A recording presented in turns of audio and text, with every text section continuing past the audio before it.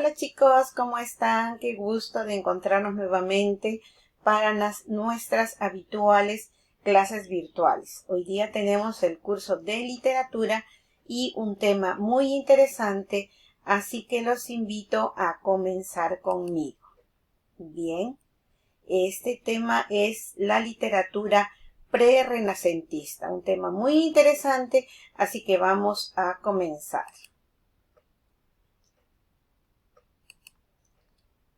A ver, el prerrenacimiento, hay que ver primero la parte histórica, ¿verdad? Transcurre en el siglo XV, que es la época de transición entre la Edad Media y el Renacimiento. En esta época hay una crisis tremenda en el territorio, ¿sí? Y se refleja en el aspecto político, en el aspecto económico, en las manifestaciones culturales y, por supuesto, también en la literatura. ¿Cuáles son los temas más recurrentes que los autores a lo largo de toda esta etapa van a tratar? Son las siguientes. La muerte. El tema de la muerte la tomaban como el destino final y fatal de todos los seres humanos. Y ellos decían pues que la muerte era importante porque al final igualaba tanto a pobres como a ricos. Por eso para ellos era muy importante y lo tomaban con respeto. Bien. El segundo tema de esta literatura es la fama. Consideraban que tener fama era vencer a la propia muerte, puesto que una vez que hayamos fallecido y si hubiéramos hecho algo importante, nos iban a recordar hasta mucho después que hubiéramos fallecido. El tercer tema es el amor cortés. El amor cortés se refiere a ese enamorado que constantemente está hablándole, cantándole a la amada, pero ella es un ser inalcanzable para él. Pero él continúa en su lucha sin esperar ninguna recompensa. Eso sí, es muy caballeroso, muy delicado al hablar con la dama. Bien. Y el otro tema es la fortuna. Se le considera como una diosa caprichosa que mueve a su antojo el destino de las personas, es decir, algunas veces hace que estén tristes, otra vez que estén alegres, o sino que tengan una buena fortuna, o por el contrario, que sean muy pobres. Bien. ¿Qué lengua se utilizó en esta época? Existieron dos tendencias. La literatura culta, ¿sí? En obras de literatura culta se empleaba justamente un lenguaje que imitaba al latín, pero justamente por ser una imitación no tenía mucha naturalidad. Se veía como algo artificioso. Bien. La segunda es la tendencia popular, donde allí sí se emplea el habla de todos los días, el habla familiar y utiliza refranes, frases hechas como hablamos nosotros, ¿verdad? Bien. Los géneros literarios.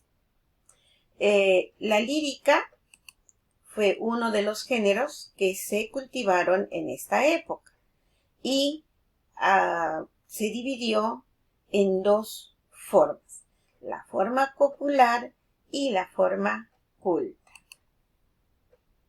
A ver, ¿qué sabemos de la poesía popular? De ahí deviene en romancero, pero veamos.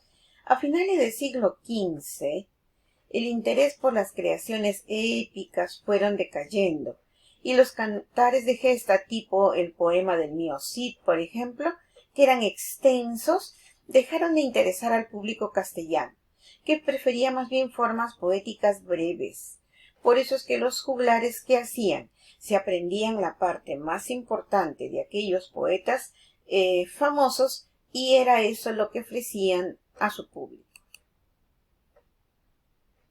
Aparecen los romances. ¿Qué son los romances? Son un tipo de poema narrativo. Eran anónimos y que estaban destinados a ser cantados. Se caracterizaban por su dramatismo. ¿Por qué? porque tenían que impresionar a su público, ¿verdad? Y por lo tanto empleaban ese tipo de lenguaje fuerte y muy dado a ser expresivo. Empleaban un lenguaje simple y sencillo para que sea fácil de entender. ¿Qué sabemos de la poesía culta? ¿Qué podemos decir? Que al igual que la anterior, presenta dos tendencias. La poesía cancioneril es una poesía de carácter amoroso. ¿Recuerdas? Es el amor cortesano del cual hablábamos, pero también de un amor literario, o sea, de un amor ficticio, ¿verdad? Esta poesía es abstracta, por eso es difícil de entender. Y los poemas pertenecientes a este tipo se agrupan en colecciones y se llaman cancioneros, muy parecidos a los cancioneros que ahora tenemos, ¿verdad? Donde están las canciones de nuestros artistas favoritos. A continuación vemos la segunda forma, que es la poesía alegórica. Es una poesía que trata temas filosóficos, pero también didácticos y morales, que hacen reflexionar a las personas, como por ejemplo la muerte, la fama y la fortuna, y se valen de alegorías. ¿Qué es una alegoría? Consiste en dar a entender una cosa, pero diciendo algo diferente, ¿verdad? Bien, sigamos. Veamos los principales representantes de la poesía culta en el siglo XV. Bien, tenemos al Marqués de Santillana, cuyo nombre es don Íñigo López de Mendoza. Este poeta pertenecía a una familia de renombre, a una familia ilustre, ¿sí? Y era un ejemplo de lo que era ser un caballero escritor. Sus principales obras son Serranillas, acá tenemos un fragmento, y Canciones. Otro representante de esta literatura es Juan de Mena. Era de origen no noble, o sea, era una persona sencilla, pero sin embargo su talento lo dejó trascender en la obra El laberinto de fortuna o Las 300. Es de carácter alegórico, ya hemos dicho, y en esta obra el poeta nos cuenta, ¿no?, que visita la casa de la diosa Fortuna, es una alegoría, ¿no?, guiado por la providencia. Esta obra, El laberinto de la fortuna, conoces la rueda de la fortuna, ¿verdad? Esa es una alegoría de lo que él quiso explicar. Y uno de los más importantes representantes de esta época es Jorge Manrique. Bien, este fue un poeta extraordinario, pero no solamente fue poeta, sino también que fue un gran soldado. Mira esa combinación, poeta-soldado. Su obra más famosa es Coplas a la muerte de su padre, que es una elegía. Elegía es un poema muy triste. Esa es su característica. Escribió este poema a la muerte de su padre, don Rodrigo Manrique. Es una reflexión, igualmente como los temas que ya hemos visto, sobre la vida, la fama y la muerte, pero con resignación cristiana. Bien, en el libro vas a tener una pregunta relacionada con esto que estamos exponiendo aquí, del número de versos, de la disposición de los mismos en el poema. Por eso yo he querido dejarte aquí esta diapositiva para que la puedas revisar y contestar una de las preguntas de tu libro. Bien, en la narrativa, la literatura de este tipo imita los modelos clásicos, los modelos antiguos. Por eso es que aparece la novela de caballería. ¿Recuerdas que Don Quijote se volvió loco de tanto leer novelas de caballería? Bueno, justamente de ese tipo de novelas se trata. Bien, se publican dos extraordinarias obras. El Amadís de Gaula, tenemos acá, de Garci Rodríguez de Montalvo, y Tirant lo Blanc de Joanot Mortorell. Bien.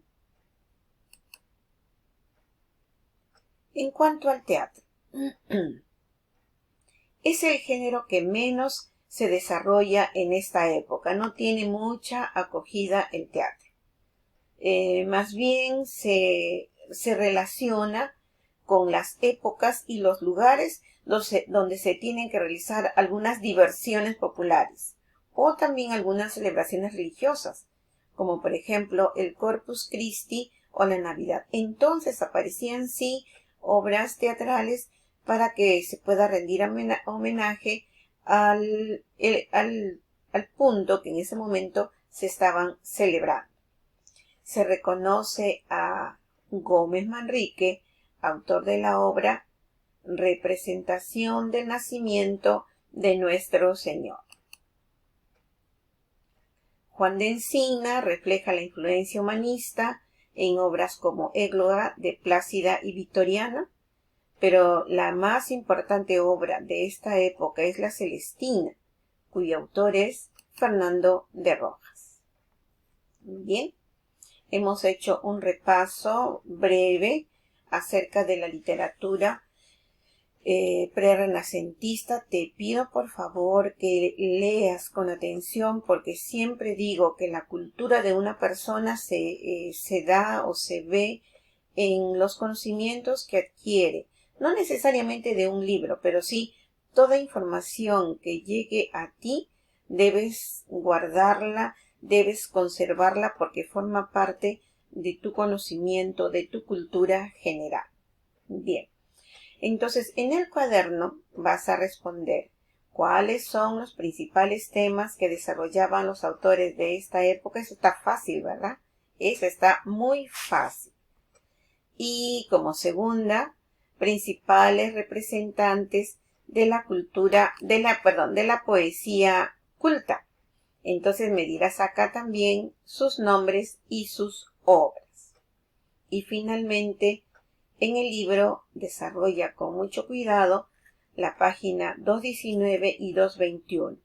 Te vas a encontrar en ambos casos con textos. Me parece que uno es el de la Celestina. Léelo para que puedas enterarte un poco más acerca de lo que esta obra se trata y reconozcas en ella las características de la literatura que acabamos de observar. Bien, chicos, será hasta la próxima oportunidad. Espero que se conserven sanos y aprovechando bien y de manera constructiva el tiempo libre que tengan, y sobre todo haciendo mucha vida en familia. Hasta pronto.